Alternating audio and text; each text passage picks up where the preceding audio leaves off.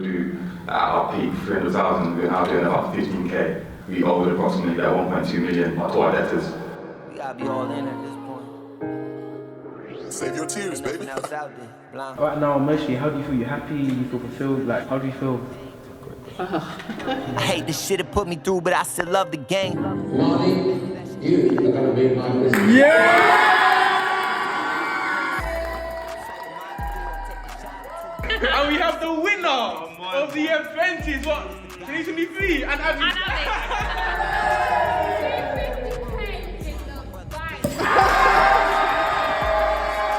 One day, I'm gonna be richer than all of you put together. Devil on my soul, but I can't go out cause I'm godly. Ride around with pros, you know this jugging shit a hobby. Just me and all the bros, we 40 deep up in that lobby. And they gon' let it go, no over me, they catching homies. Nah, I'm dropping ashes in the Maybach, 30 on my sleeve, 40 on my lap, you gotta go before I leave. I'm dropping ashes in the Maybach. Get away. My guy said someone's chatting shit about me on the wing. Why would I care? I could walk downstairs in my house for a swim and I retired and still be kind. I'm saying, yeah, so I realised, yeah, there's money in the niches, fam. So Frederick, for example, he's niche in schools. And you look at Frederick, yeah, he's not really out here on social media, but he's making a lot of money behind the scenes, innit? And he's got a business here called Breathing Greatness. Yeah. And he's got three pillars. One is sports clubs for kids. Number two is schools. He does like after school clubs for kids after school. He's got his own kind of sports club. He's got after school club for schools, and he's got looting, which is like a network event, that's different. But like right now, there's two things here. It's just schools, so he's niche out in schools. So even though he's not on TikTok, Instagram, but he's selling through schools. So like the people that he gets clients here for customers are kids from the school. So we'll go speak at school, for example, give out flyers. By the way, I do sports session after school as well. Who is flyers? So he does like running classes for kids, innit? Right. But obviously the parents are paying for that. Oh, right. So he'll do like, a talk at school, for example, then give flyers out to the kids, and kids will go home to their mums and oh, let's sign up for this, innit? Yeah. And then another thing he does here is that he actually goes to the school now, and be like, oh, by the way, I can give you an extra activity because like get the kids to pay £3 a term, and then I will run an after school club for you. And kids want that because schools want that because one, it keeps word on the street. It's like having a child Youth club. Yeah, like a youth club having a childminder because parents immediately collect their kids another hour later because now it's 4:30 rather than 3:30, all that in it. So he's niche out in school. So from the outside looking in, we're thinking, Frederick, he never promotes on social media, never does this, but guy's making like what, £1,000 a month just in that niche for schools. So I'm thinking there's money in the niches now. Like, and I've niched down already in the corporate. Like, we've got links to JP Morgan, Barclays, Lloyds, That was a lovely segue. You know what I'm saying? Amazing segue. Amazing. Five vlogs in, man, you get used to it. But yeah, man. So I'm thinking, why don't I niche down into a niche that has money, which you know, and lots of it, too much of it, if anything, and also I put the links in as well.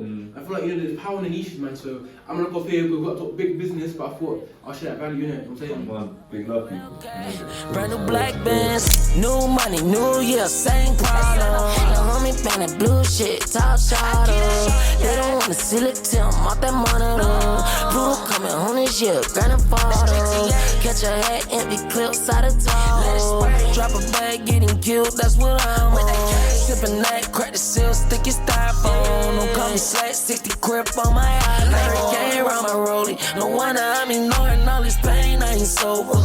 Yeah, serving cane with that toaster. Could be really selling cocaine at my roaster. I'm from the bottom of the map, so we keep a scrap. Don't got no donkey to the trap, coming this around. He let them birdies take a bath, run it up in mouth. Ballin' like the Cleveland Cavs, jumping out the gym. He rockin' Mary mixed with Tim, super fresh to death. In the kitchen cooking yam, hustle he a chef. They know that they don't give a damn, play you getting left. I'm tryna sell it gram for gram, I done took a L. So right now we're here networking, bit human bingo, man's back. It's funny, I graduated 6 months ago, yeah, but I'm always here. Even if I graduated, I'm always here, man. Listen, especially for me, I've gone from being a student to being a graduate, to speaking, and now a 2-time host for Gen Z Club in the university. So we're there, man, we're always giving back to the people. The union done a lot for me, so I've got to get back to it. So we're here in my old university and enabling connections to be made. And you know, everyone's gonna be like-minded people, man. So, any words, any J? Obviously, man hasn't got the trim today. Wolfing season, monk mode, but Right, and he violated you, man. You know, he violated. obviously we're here today in Denzel St. Patrick attire. But obviously, man, as you see, people have their good business stores around here. People are networking, so always willing to make an impact, man. So thank you all for coming, and we hope. In fact, how are you feeling about being a host today, like? But man's a host, He's hosted millionaires. What were you doing at 20 years old? He's hosted millionaires. What were you doing? One thing that I did to help people run businesses was the startup scheme at Sussex. So there's a free scheme and you can win money, mentorship, all those things for your business. So make sure you take advantage of that, scan that code, and you can get a lot of free support from the university and invest your careers. I've done it, and Dan has done it, a lot of people have done it, so let's go take advantage. Basically, I've got a millionaire panel now, yeah. I haven't thought of any questions. 2 millionaires, I'm gonna ask some questions now, yeah. I'm gonna quickly get ChatGPT up. I'm gonna quickly do a quick ChatGPT to get the questions. What should I ask ChatGPT? Ask a millionaire. Not hard, man. That's how we do it. Panel. Come on, in front of young entrepreneurs. Come on, we there, man. Quickly, AI. We call this one AI. You get it? AI, like. This is AI, like. Listen, work smart, not hard, baby. You get it? Serious, man. Come on. We've got in the panel. Round of applause, please. So for those of you that don't know, my name's Darren Tengrine. I am the ex-founder of a company called Trim It. So essentially what we did is that we built the first tech-enabled mobile barbershop. What that is a barbershop essentially in a van. And through an app you could book said barbershop to any location. So the business was all around convenience. So for us, we went on to raise approximately about £4 million. The business at its peak was valued at about 12 million. And then in 2022 is where we actually liquidated the company. So we've had like an incredible journey of like success, but then ultimately we ended in failure. So I feel like today will be quite like an interesting contrast of how business can be sweet, can be amazing, but then also how with Antoinette talking about adaptability, we failed to adapt during that hard period. So yeah, that's my journey so far. Would you mind going a bit more detail about how you felt to adapt? And is there any lessons, have you got any regrets regarding building a business, anything that you would kind of redo? I actually got asked this question today. My biggest regret, so we were on a TV show called Moneymakers, and at the time there was like a load of hype around our business. We had created like a landing page and we were getting essentially pledges from potential investors. So we had a pool of investment of about 15 million. And at the time we were doing about like 300k a month in revenue. So our business was flying, we were doing really well. And I don't particularly like raising investment. So even though there was 50 million there to potentially go and get, I opted not to raise investment and value the company. And essentially we didn't raise the investment.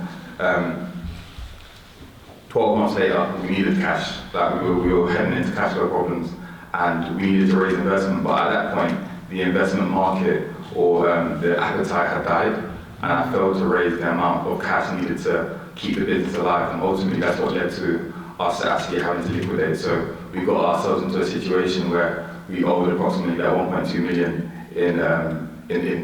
to our debtors, and our business is all around like vans and logistics. So what we had to do to raise that 1.2 million was to sell about 50 of our vans. But by that point, because our vans generated us our monthly recurring income, we had a shell of a company. So where we would do at our peak 300,000, we're now doing about 15k. And for us at that point, it wasn't really worth our time. So ultimately led to us. I want to ask you, what lessons did you gain from this experience? The lessons I gained, so as a founder, as CEO of the company, I've now realised that you're always raising, and cash is king, of course.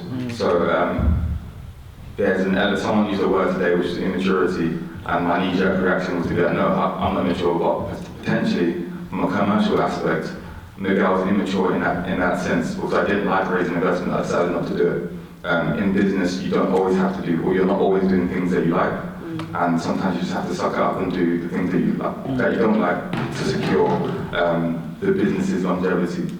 Another thing that potentially I've learned from as well, without a strong technical co-founder, if you're doing a technical product, it's very difficult. We had a very strong technical co-founder, but I've mentored so many young people with like technical ideas that don't have technical resource within their company or within their network. So that's just like a little gem for me to add here today. Yeah. Cool, perfect. So I'm going to circle it back a little bit, get Antoinette involved now. So what inspired you to entrepreneur? What inspired you to entrepreneur? And how do you know that that's the right path for me? So as you heard from my journey, I have no intentions ever of being an entrepreneur. I think I fell into it. And so what kept me being an entrepreneur was responsibility to the people that were in my community. Probably not the most straightforward answers. But for the next two businesses, actually for Justly, because I've recognised that I don't want to live this pace of life forever, and that I want to build something that's going to create a massive change in the cleaning industry. So change and justice are my drivers, but also that I can cash out on and retire and actually do things that I really love to do, which is around kids in care, kids exiting care. So that's the driver, is to create enough funds so that I can do the stuff that I'm really passionate about in the end. What inspired you? What inspired How me? do you know it was the right path for you as well? So I think there's two main drivers for my inspiration around like starting a business. It might sound a bit cliche, it might sound a bit cringe, but my mother inspired me. So I'm from a traditional Ghanaian household, and typically you have the man in the house is the breadwinner, but that was never my story. My mum always earned more money than my dad, significantly more, because she had her businesses. And I used to see her run her business from London and speaking to her employees, and I was like, yo, my mum's the boss, you know, like, she's so sick. And that's always inspired me, so I've always wanted to be like my mum. What traits, 3 traits each, would you say entrepreneurs need to have to be successful? Any successful founder that I know, I know several various levels of success, whether they've sold their businesses, whether they have like a cash cow that just funds an incredible lifestyle. And one trait I've seen with all of them is that they are extremely hardworking. Unfortunately, entrepreneurship, it does come across as shiny, but the hours that you put in are ridiculous. And typically, you have to over-index on the hard work at the beginning as well. So hard work would be one. A second one, I believe, is someone that is very persevering. So you're going to get probably more no's than you do get yeses, and that can be like really demotivating. And this is why it's really important. I think Antoinette was talking about your journey has to stay or start at joy. So when you are walking in your purpose, those no's don't necessarily hit as hard because you are walking in purpose. You know that you're doing what you're meant to be doing. But yeah, so someone that's persevering. And the third one, what I'll do is I'll let Antoinette talk about her too, so I can think about the third. Might have to do the same. So I guess following on from that, resilience. So one of my top 20s is that running a business is a steeplechase. And you go round and round and round. There's obstacle course that have highs, lows, through water. It's a long thing. You circle around and you seem to see the same sights over and over again, but you have evolved. So you need to be resilient to keep going on that journey. It's a marathon, not a sprint. The second is humility to understand your blind spots and know that you've got to get a team around you that plug those gaps. You can't be brilliant at everything, you need to be good at a range of things, but accepting that you can't be good at everything. I did have that, I've forgotten, so back to you. I would then say my very last one, which is a bit fluffy, but is someone that has a lot of grace around them or favour around them. Because with entrepreneurship, it's all around people, it's all about people. They say that if you want to go far, you do it with people. And so having the grace and the favour to actually attract people that are better than you, people that can follow your vision, people that will sow into whatever you're doing is going to be massively important. But what other ways have you guys stayed motivated, stay resilient to make sure that you kept pushing? It is my tribe, so I've got a group of women around me. Every Monday we check in, we've talked about a 10-point scale, we've talked about what that means, what 1 meant for me, they know that intimately. So we just check in, it's like, where's your number at? It's a 3, it's a 7, it's a 6, and if 3 weeks in a row I'm anything below a 7, then there's interventions that happen. And so it's people that I journey with really intimately, that know everything, hopes, dreams. I know kids everything, and that accountability, honest, raw accountability, is what kind of keeps me going.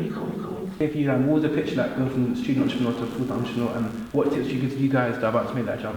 Yeah, so I'll talk in stories. So like my experience was a funny one because the advice that I got wasn't the advice that I'd ever give you guys. So when I finished university, so fortunately we won the Startup Sussex competition that was about 8 years ago, and we won our first 10K, which was amazing for us. I then entered an entrepreneurial scheme which enabled me which basically gave me employment. So I saved up about 12K, and I remember my mentor at the time was like, Darren, like, you're not going to be able to raise investment, or no one's going to take you seriously if you don't do this full time. So his context might be that he had the resources to do it full time. My context was not that. Unfortunately, I didn't have the bank of mum and dad to bail me out of difficult situations. Nonetheless, I took on his advice, and that 12K that I saved up was gone within 3 months. Yeah, so after that 3 months, I was broke, like real broke. When I talk about broke, I'm talking about like buying big packs of pasta and eating that at lunch for like 30 days. It was nuts. But to cut a long story short, what I would definitely advise is for you to really, again, Anthony's saying know your numbers, is for you to really be realistic with what it costs to sustain your lifestyle, to sustain yourself comfortably, because a poor founder, a stressful founder, is a founder that's going to make bad decisions based on their short-term circumstance. So, like, only jump into full-time entrepreneurship once you've created a moat around you that can maybe sustain you for 12 months. Unless you maybe raise investment, so in our case we raised $250,000, and that enabled me to go full-time properly on the business without it being so stressful.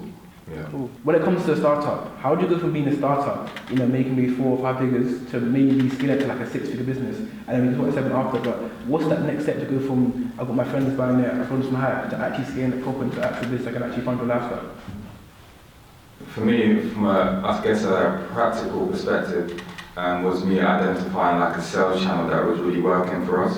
And once I found a sales channel that really worked for us, I just over-indexed on investing in that sales channel. So from a social media perspective, once I understood that it cost me £3 to get someone to sit in my chair, then I just decided to invest tons of money in social media to actually get more people in the chair and whatnot. So for me, that's how I went from doing 5 figures to 6 to yeah.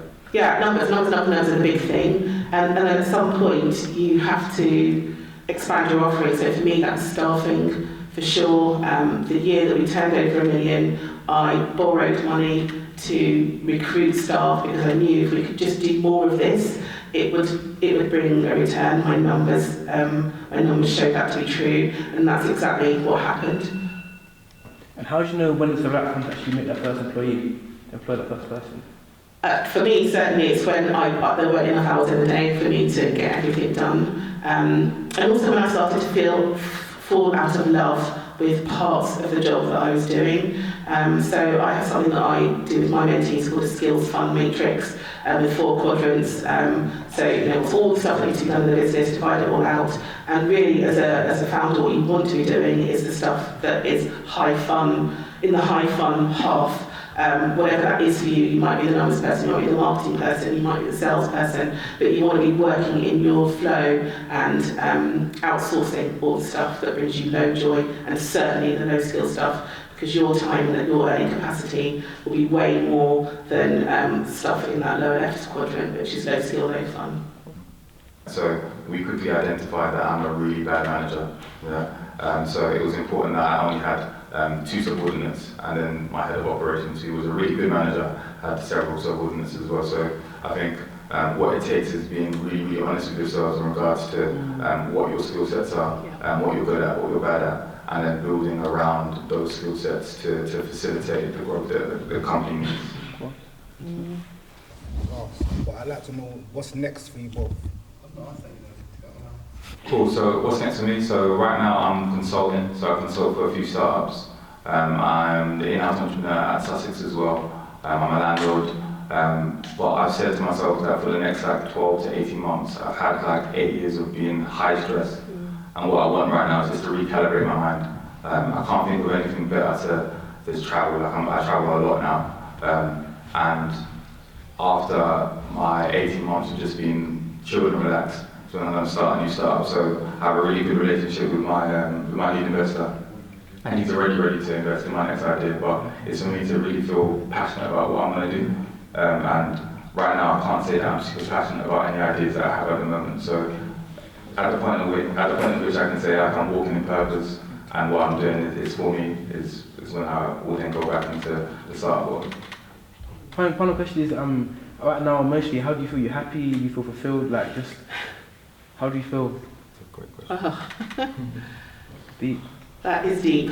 I mean, I'm a fairly positive kind of person anyway, but I feel like I'm deep in the ground and I'm kind of digging. I'm in a digging phase, so I'm pushing hard because I've got a mantra which is free at 50, which is 505 days from now. So there are markers that I need to get to for that. Every day I wake up, I say free at 50 and off I go. So am I happy? I would say that in this period of time now, I've been at the most peaceful that I've ever been at. I wake up and there isn't fire around me, which is amazing. But to say, am I think after being at the top of an organisation, just being real from an ego perspective, it feels very bizarre not running the show, if that makes sense. And I've come to terms with that.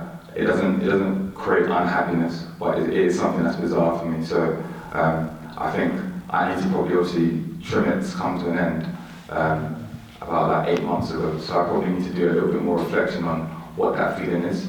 So I can't say I feel fulfilled. That's definitely not the word, but I can say that I feel a lot at peace. Yeah. Cool. That's amazing. Round of applause, please. How can we stop? Round of applause, please. What is? That's the best one. Thanks, guys.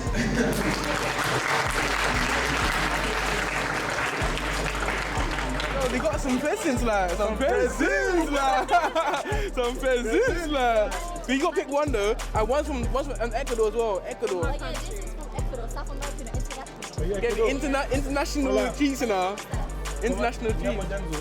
Oh, that's Wait, how can Ecuador, like, what?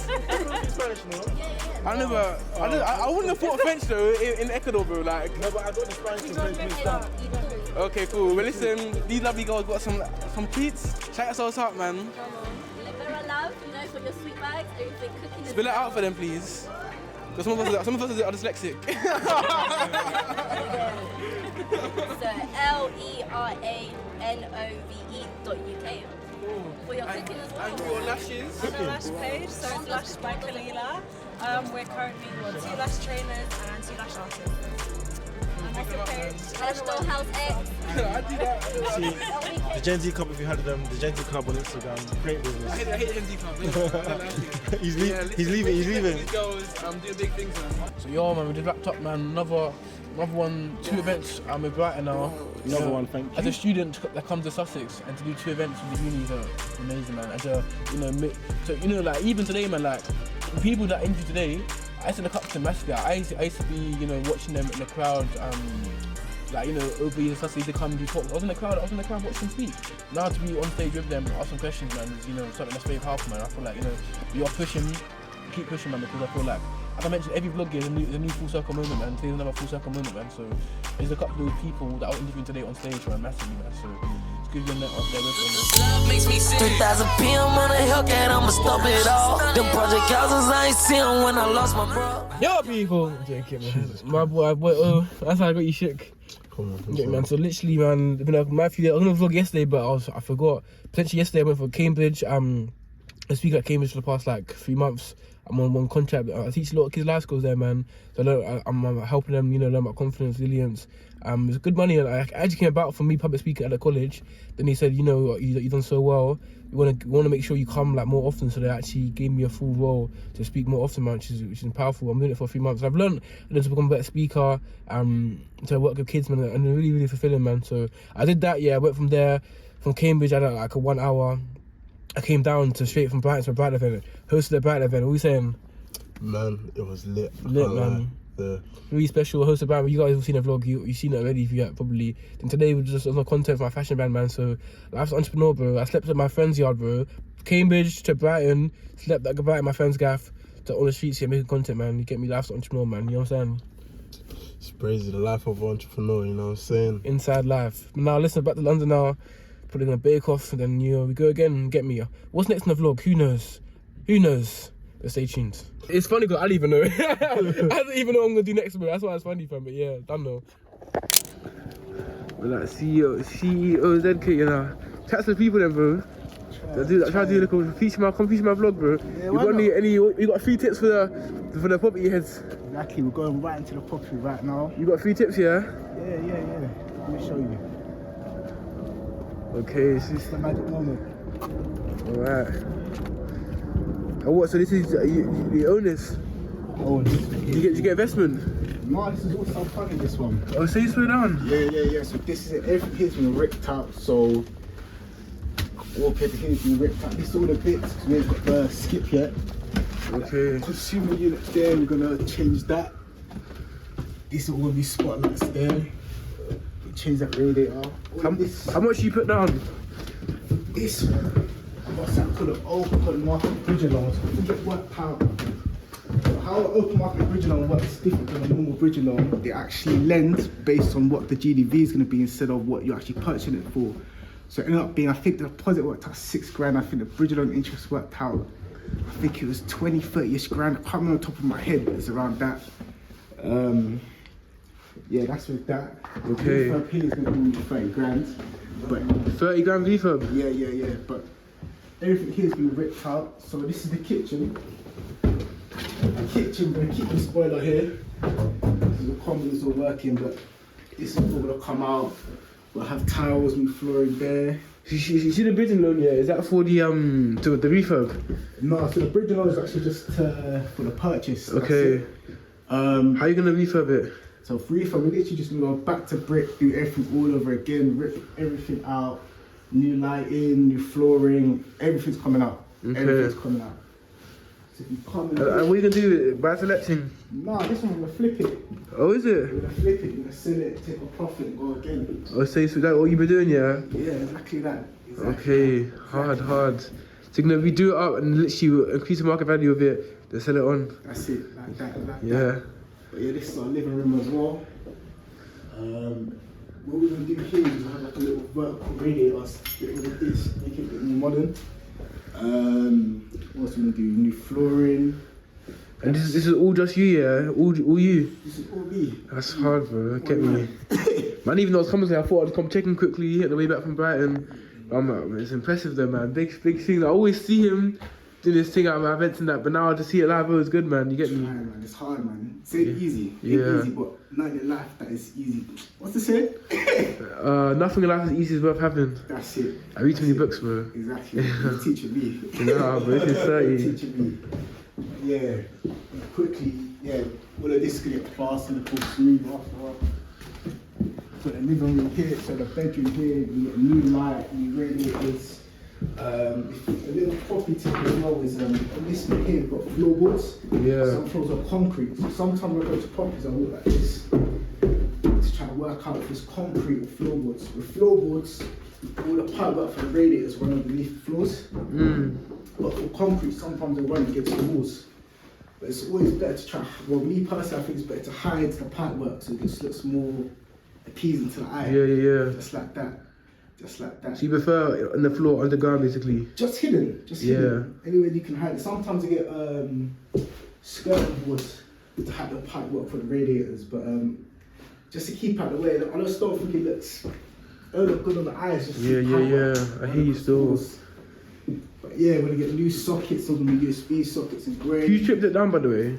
The builder. Oh, is it? Wait, so it already started? Yeah, they already started. Okay. It's all looking on track. They're quite quick. In fact, the builder's coming back later. Before this property, I nearly lost this one as well. Is it? There's a couple of madnesses that happens, like freeholder issues and whatnot, but we got there and it dragged ridiculously long. Is it? Mad long. But I was lucky to get this one because I had a purchase in Croydon that fell through. Luckily, a week later, I got this. Okay. This one fell through, so Yeah. Did you get this property at auction? No.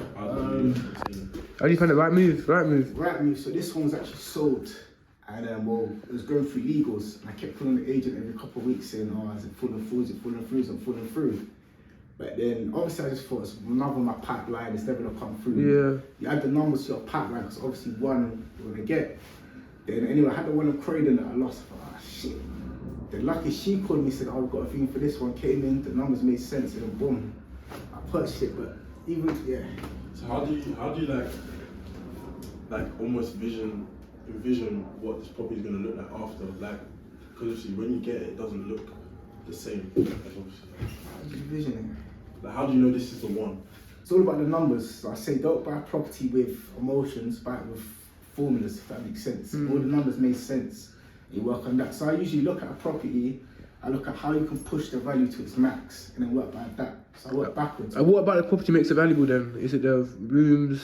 With this one, mainly it was the least expensive. So with this one, they was actually trying to sell it for a year. So I think property price actually risen during it. And so when it fell through, it was still, the asking price reflected that of the time. Yeah. But also where there was a short lease, I think the agents were a bit apprehensive about it, and most people are scared of short leases because a lot of myths and negative connotations about it, but that's the main driver. Okay. Driver.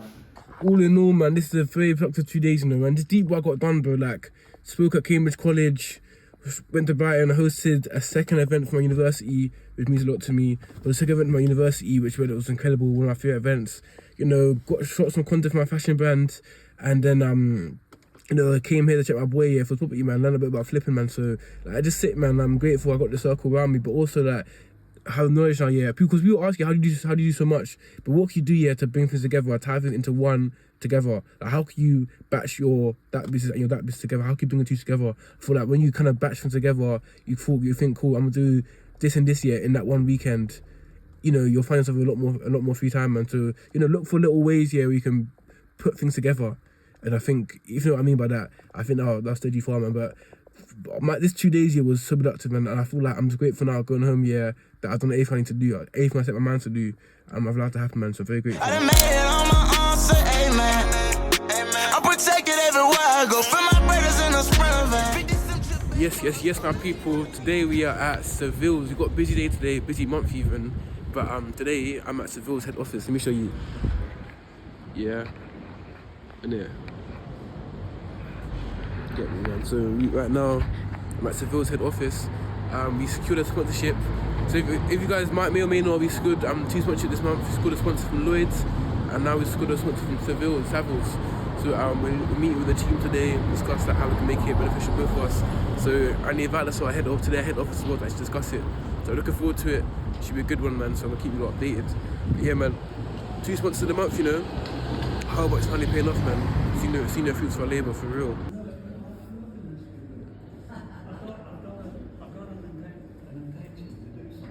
Pokey.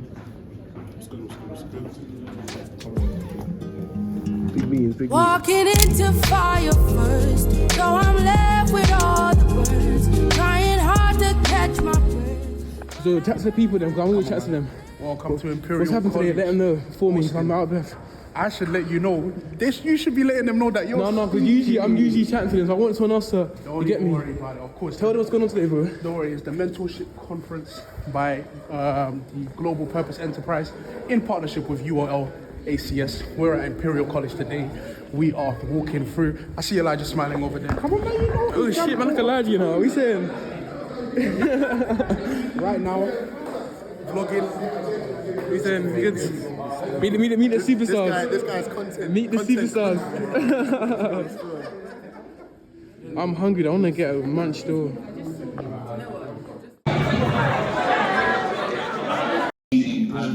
If it dies, you go for it. If it dies, you go for it. I need you to start clapping now. I need you to start clapping now. I need you to say, whoa!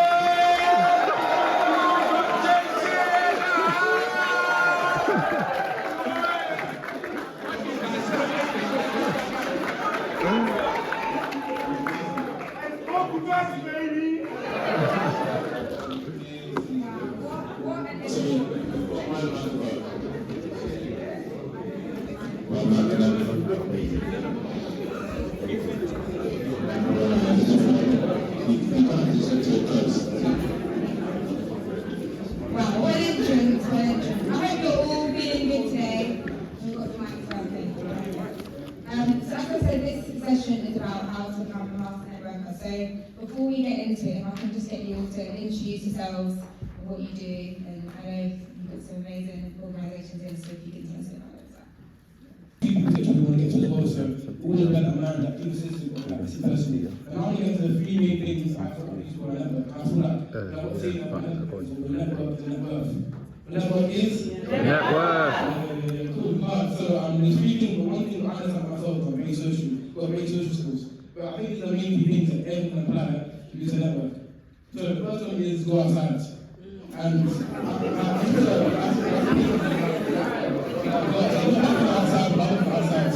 So go outside. So I think I started my business journey when I was like 18. I was doing network events from a very young age. So I was network for everyone network men.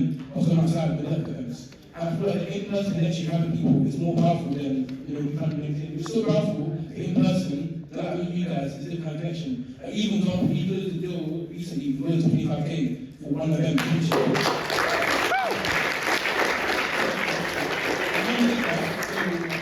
There's one business show here where all the big bankers are in it in the UK. The Black Business Show. This year was actually one of our friends now. Yeah, Black Business Show, yeah. So I knew I've been there for 4 years, I was 18. Back when I have like 9 million things, I was still going there, networking, meeting people. Anyway, because I look at that show now, and we're doing Gen Z card, I said, man, we've got those on the banking loads. So I said, cool, I need loads to be there. So we literally ended up in Birmingham, the next day we came from Airbnb to stay with the night. So it was like, the doors like them. Everybody got to not know who we are. But we went there, we had an in-person connection. It took months to negotiate, and this one we finally closed it. That came from not information on LinkedIn, put it there. We got big employees execs. It was us going to where they're at, finding them, and speaking to them. It's powerful. So obviously, if you want to go outside and go meet people, it's more powerful than just staying at home and get people on page for Instagram. The second one I'm going to say is kindness. I think that's really, really key. And I think that a lot of people now who got this season we had 3 friends in the apprentice season. I got friends before work with my best friends. But these were my friends before they were anybody's. Because it's kind of people. I meet people, I don't think, oh, what you do in your life, or I'll contact you, whatever. It was time. First of all, I don't believe in that materialistic whatever stuff. I think everyone's blessed, everyone's, a good person. But even from that, people grow into be amazing people as well. So I feel like with those kind of people, and kind of everyone I meet, over time, they might go to get a job here or work here or to be there, but because I've always had a connection with them, now that's how we do our network. They might ask me about how I know that person. I've known for the past few years, just from the friends thing, but now obviously he's doing what he's doing. It's great, so kindness. Third one is personal brands. I have to support them. I think the way I met everyone here was super brand. Me being on social media, value, so people might see me post something, they appreciate what I posted, and then they want to follow me and I have a personal. So building a personal brand, LinkedIn, Instagram, giving value, people find you that way, and also a network to hack as well. So,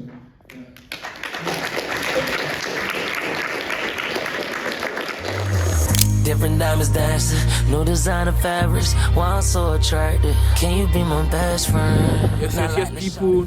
On my way now to my friend Money on the Apprentice in the final. I'm watching the final live with her and her friends and family at her boxing gym. So I'm literally making my way over there now. I can't lie, man. March has been a bit of a lit one still, man. I can't lie, man. So I bring along with me. So the winner, I've got a feeling she's won, I'm saying this before, I know for sure, I think she's won, bro. I'm very confident she's won still, so to be able to celebrate her winning with her, it's great. And even if she doesn't win, it doesn't actually matter. But cool, man, yes, I'm on my way there now. Bring you guys along with me, and let's go, man. The Bronx Gym, big up.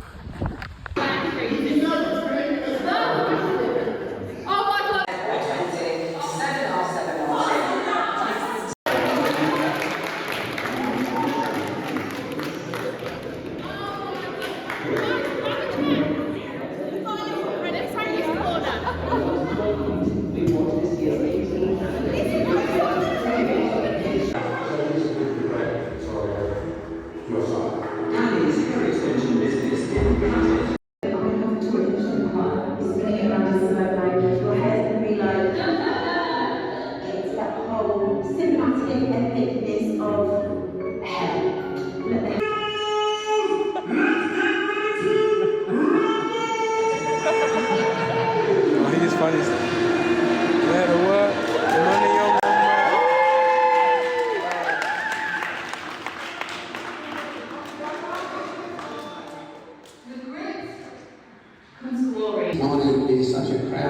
competitive market, I'm thinking, you know, is this £250,000 down the drain? Michelle, what worries? It was a tough one. But Marnie, you're asking me to invest in something which is completely alien to me, to be honest. And you've never run a business before. Michelle, it's opening the second one. And it really is a difficult decision as Ryzen. So I'm going to try and do a Ryzen. Marnie, you are going to make my business. Yeah!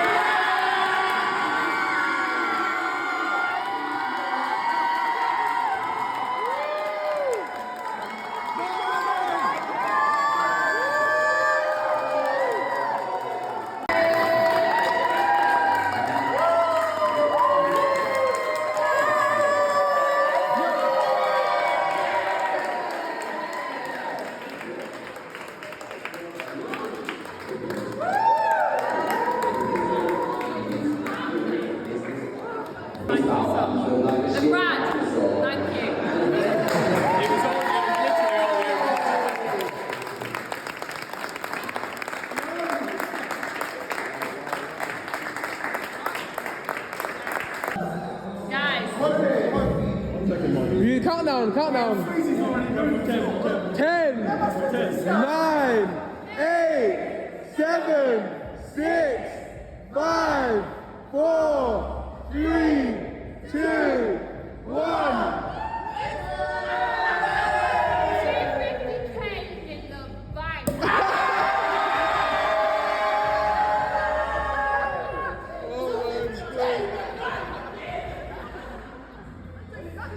And we have the winner of the Apprentice, what?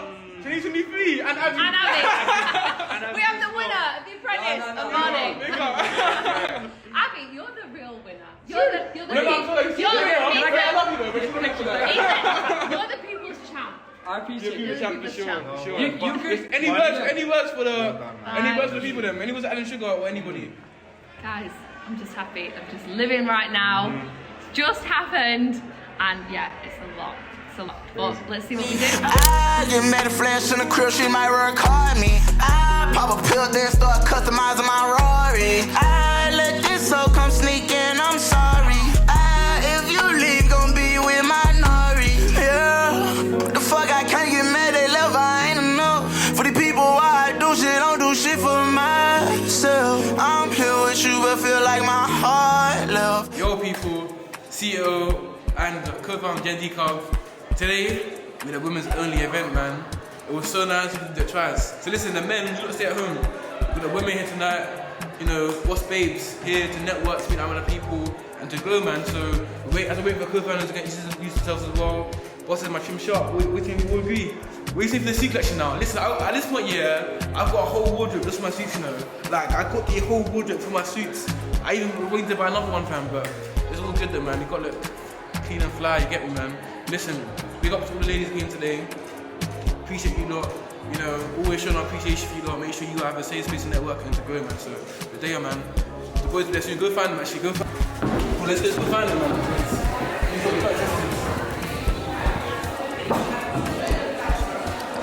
We found one.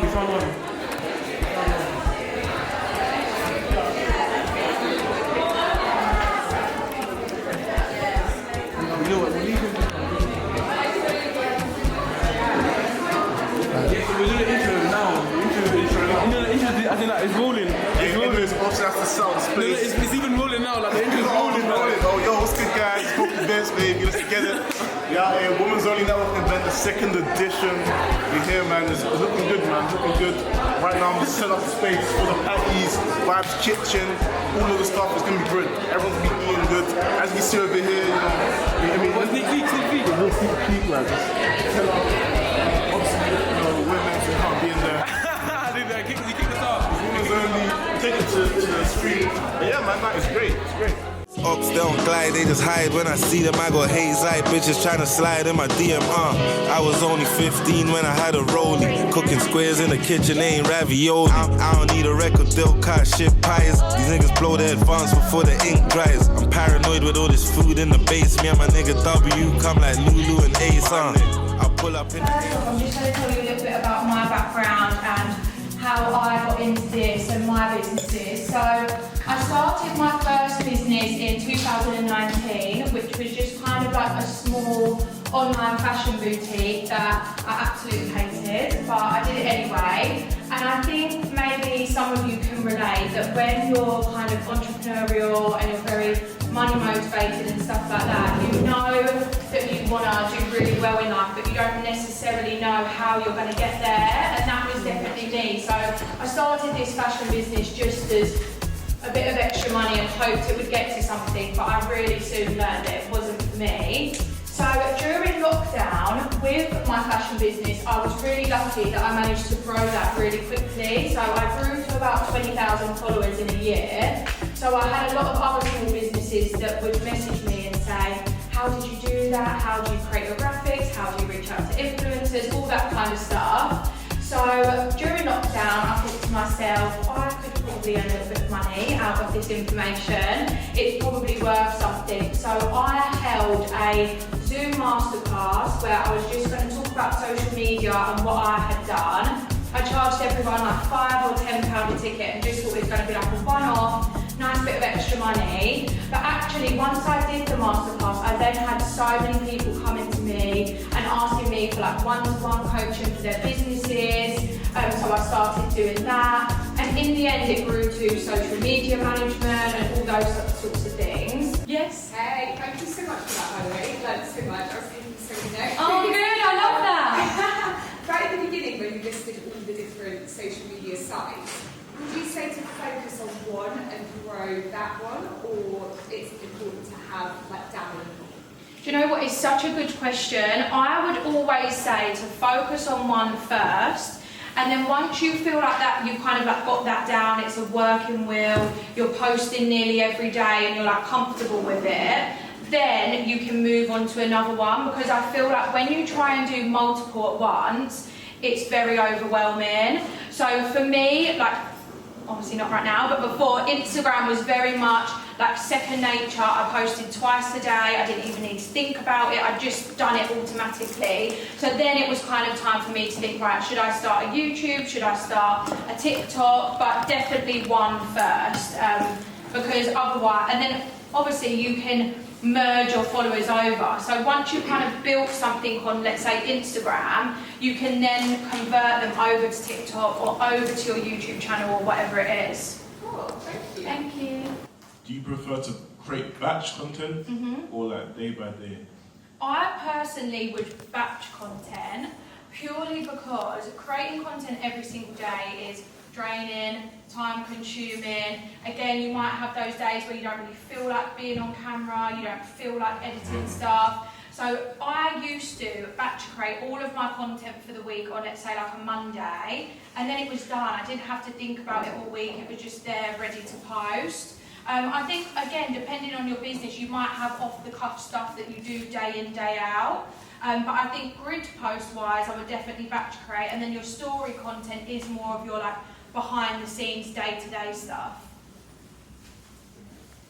Thank you, guys. So at the moment, I do travel and food content on Instagram and TikTok, and I want to start doing more educated content, so like on geography, history, etc. But then I also want to do like a corporate babe, personal type of account, but I don't know whether that's too much to focus on and go 100% in one thing. I would definitely say that's a bit too much of a mix for one page, just because you'll have half of your followers that are following you for the food and the travel stuff, who are then not going to be interested in like the corporate babe stuff, and then vice versa. So So I think it's best to either kind of stick with one and really run with it and really like have that as your niche, or maybe if you really want to do both, it might be that you figure out that actually one of these is performing much better on, say, TikTok, and the other one's performing really well on Instagram, so you kind of keep them separate in that sense. Or obviously with YouTube, I think especially with travel and food and stuff, you can do more like full vlogs, whereas like the corporate babe stuff will probably be more like short form, like little clips of the day and stuff like that. But I definitely probably wouldn't merge those together.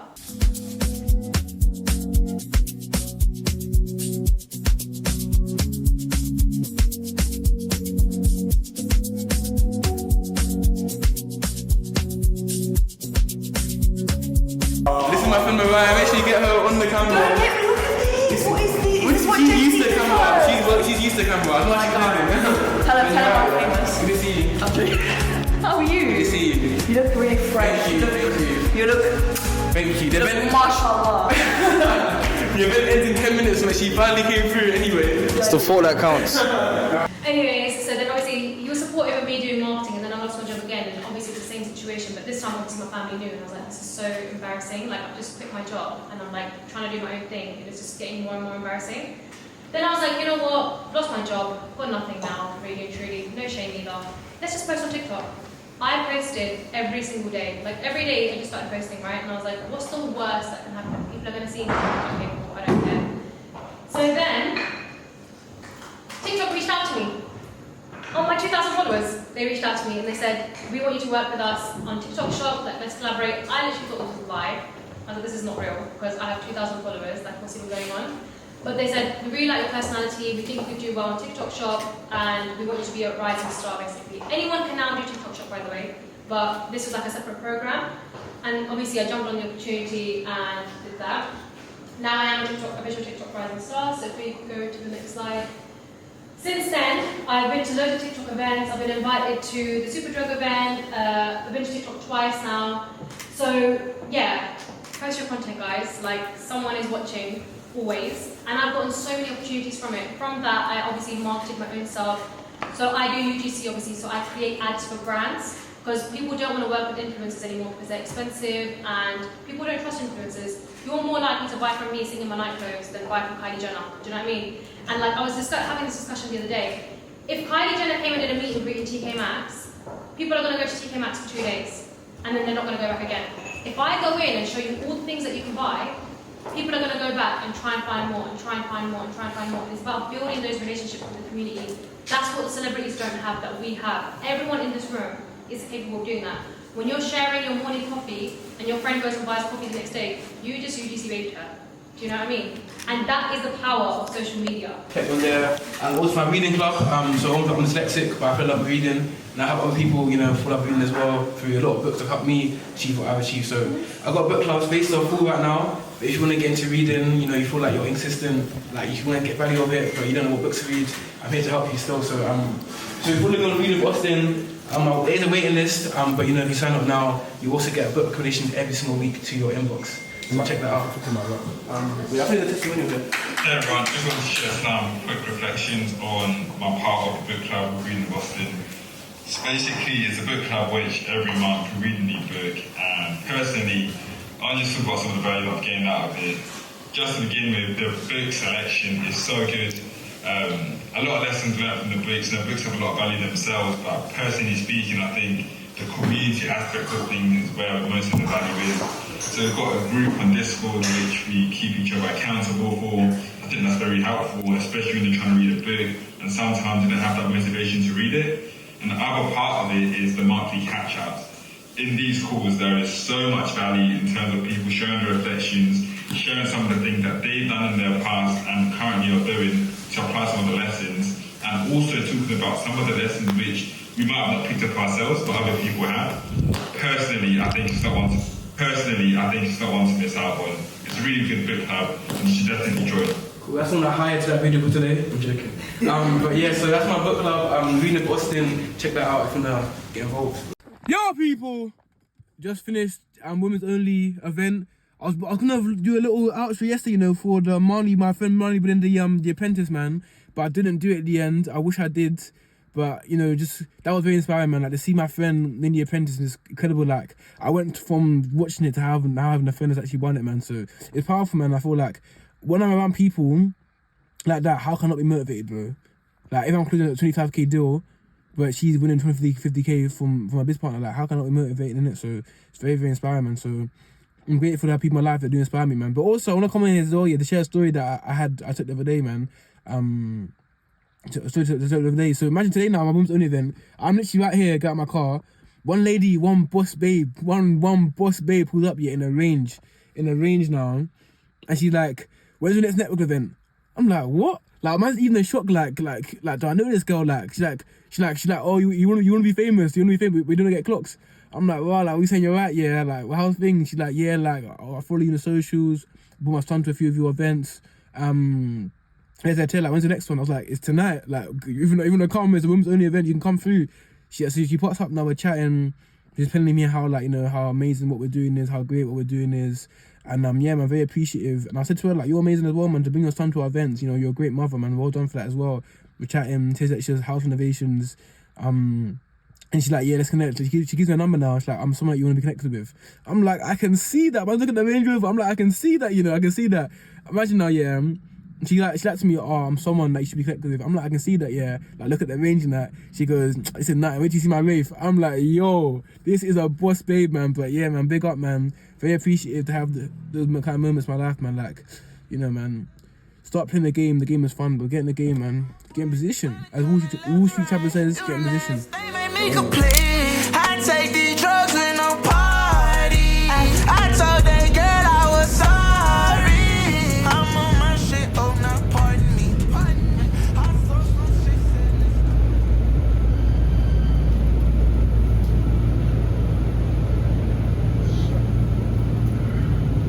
So now I'm in a private members club. I've got a meeting here today. It makes me deep, you know. I need to get myself in these places still, man. But yeah, man, my meeting for a big event.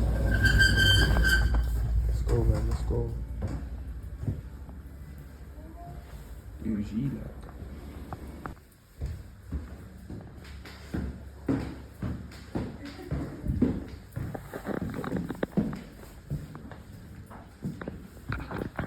You say what? Meetings, like. Good meeting, man. Meetings, like. Pimp for, man. What's loading, man? This year's a year of abundance. Of course. Yeah, connections, bro. It's mad, bro. Like, when's your next vlog coming out? You know, your last vlog was lit, though. I love when all the clips drop in there. Quick meetings, man. Private members club still. Bro, come in the BM, man. Let's go to our next meeting, man. Let's arrive to our next meeting, like. Just arrive at the next meeting, like. Just arrive at the next meeting, like.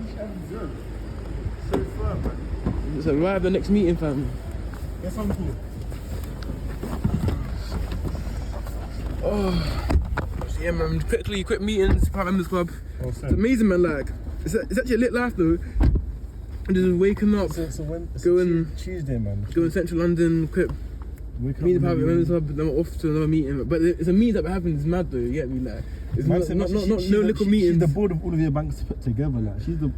That's cool. Yeah, no little meetings, man. Proper, man. It's mad, though. Like, I mean, you deep, bro. I just came out uni not even a year ago, fam. Do you know when we shared our deck today? That's when it made me deep. So she was like, "Wow, you lot have done a lot in a year." I was like, "It's true."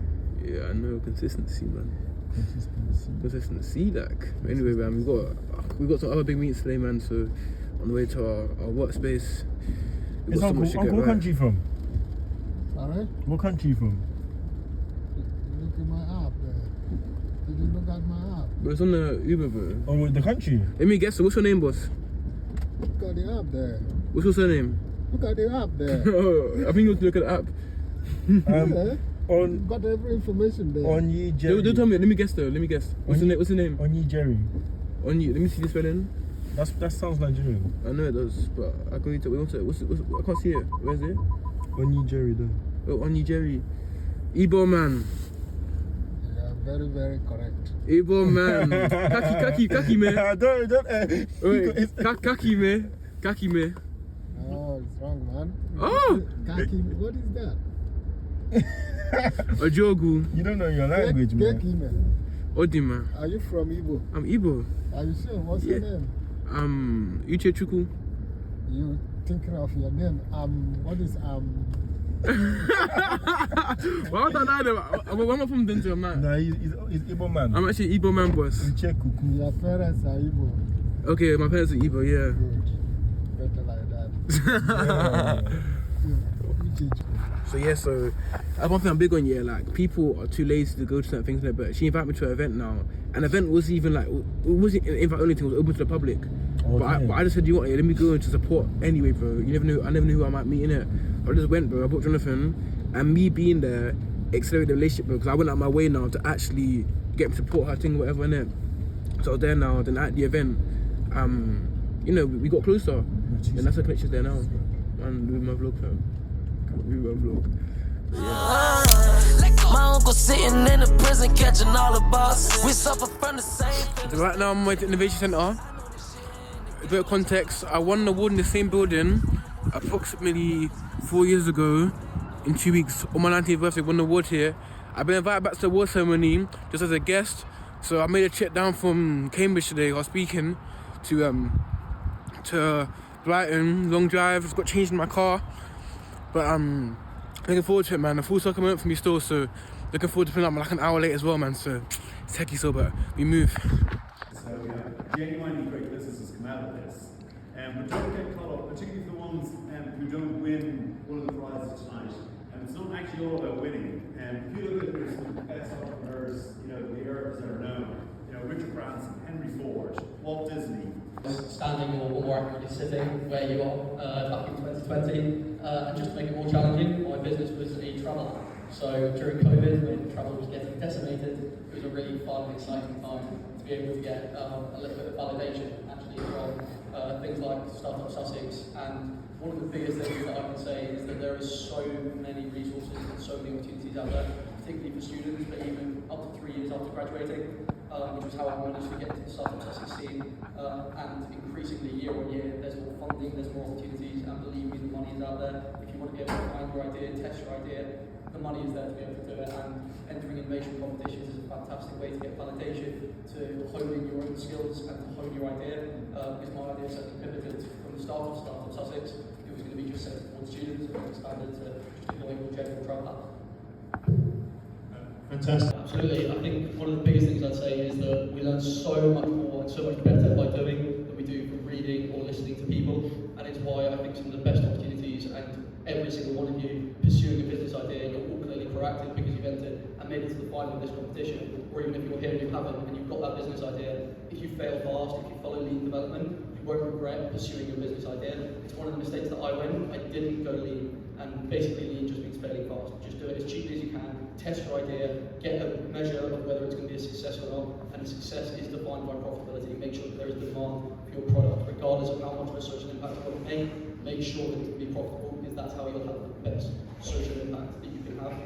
And if you follow lean development, you will develop yourself so much better, which I think is the most important part of intelligence. And for me, I definitely learned a lot about myself in the last 3 years, and there was a lot of times when I was doing things I hated, a lot of highs and a lot of lows, and I think that's the nature of entrepreneurship. And I always define entrepreneurship as the willingness to take risk.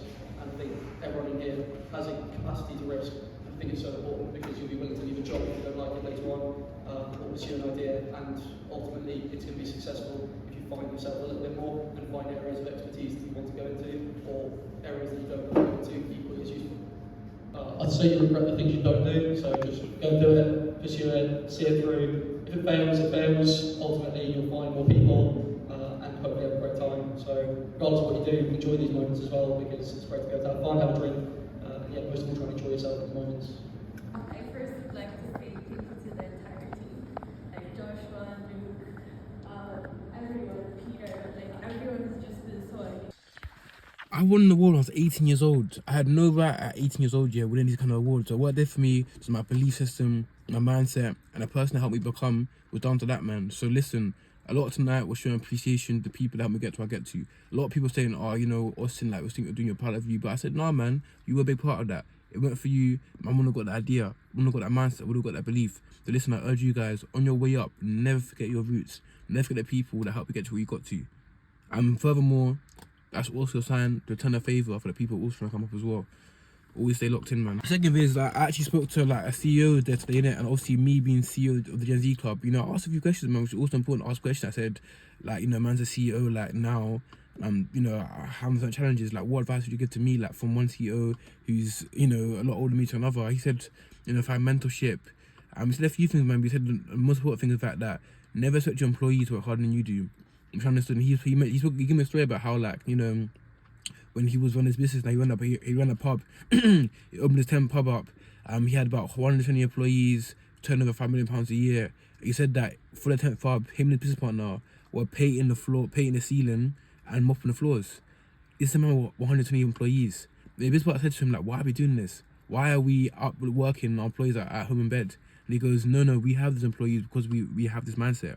Because we understand, that the employees, you know, that we work for them. It's not the other way around. I feel like, you know, coming up now, it's not about having a team just to work for you, do things for you. It's about understanding that this is your company and you gotta serve your team, not the other way around. I done made it on my own, say amen.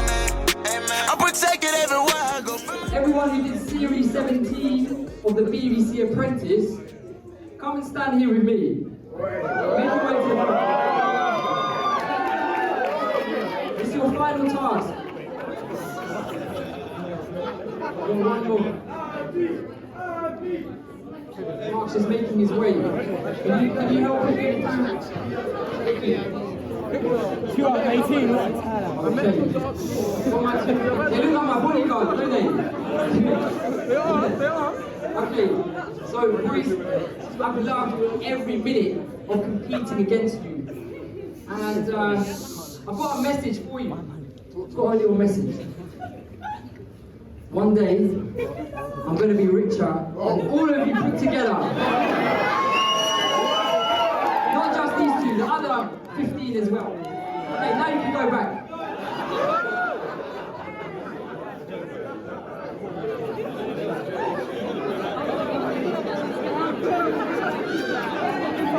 It's okay,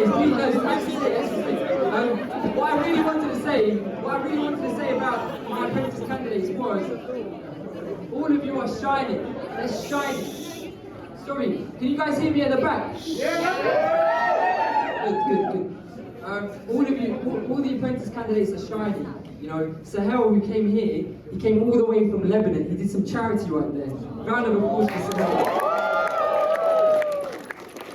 Microsoft Excel spreadsheets all day long. Unfortunately, the apprentice came along, and it was my ticket out of the rat race. And I plan on making much more of it in my next 25 years. I'd like to end on this note. The room we're standing in is filled with ambitious, hard-working people. Serious? Yeah? The common link between all of us is that we're all striving for more. So everyone, raise your glasses. The bar's closed. Say it louder. Here's the moolah. Thank you.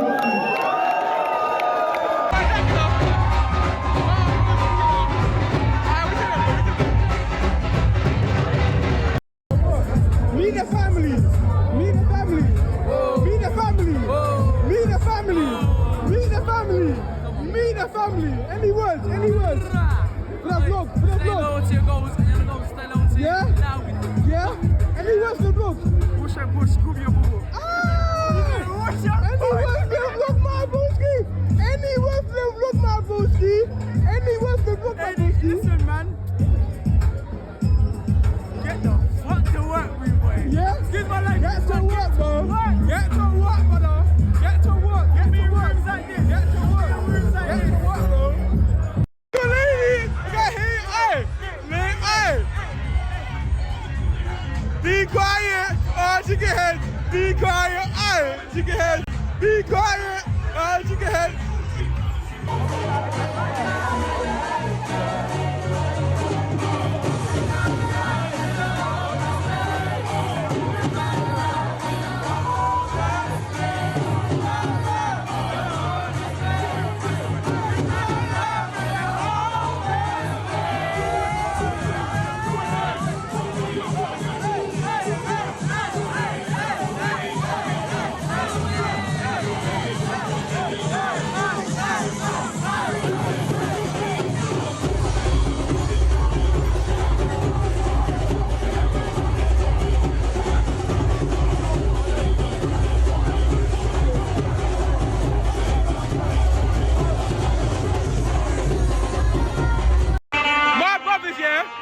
more happiness, more wealth, more blessings. Toast up, toast up, toast up. My brothers, man.